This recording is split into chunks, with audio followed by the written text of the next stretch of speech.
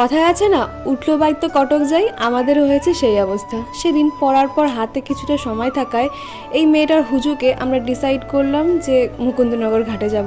Seriously এখানে না আসলে পারে এত সুন্দর ভিউজ পুরোপুরি মিস করে যেতাম। যাই হোক, যে ভাবনা সেই কাজ, অনেক দিন পর ভ্যানে উঠে এত সুন্দর সুন্দর ভিউ উপভোগ করতে করতে আমরা সেখানে গেলাম। মানে সত্যি যখন কোনো কিছু ডিসাইড করা হয় না, তখন সেই জায়গাটাতে যাওয়া ঠিক হয়ে ওঠে না, যে কোনো প্রবলেম হয়েই যায়। কিন্তু এরকম হুজুকে চলে যাওয়াটা সত্যি ভীষণ ভালো, তাহলে কোনো রকম প্রবলেম হয় না, চলে যাওয়া যায়। তোমরাও এখানে আসতে পারো, ভীষণ সুন্দর জায়গা, আসলে পারে না মনটা একদম শান্ত হয়ে যাবে। তো আমরা এখানে চলে আসলাম, এই যে মন্দিরের, তারপর গেলাম ঘাটে। ঘাটে গিয়ে এত ঠান্ডা জল, মনে হচ্ছিলো এখানেই বসে থাকি।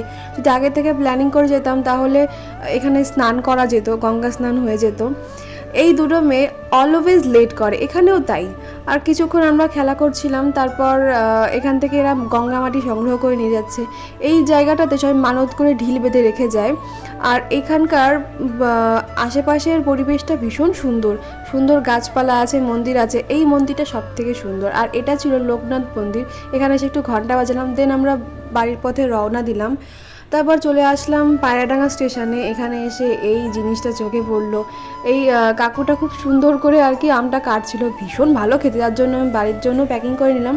তারপর উঠলাম ট্রেনে, আর এত সুন্দর ফাঁকা জায়গা দেখে কি ভালো যে লাগছিল, জীবনে এত সুন্দর ফাঁকা আমরা পাই না। বাই।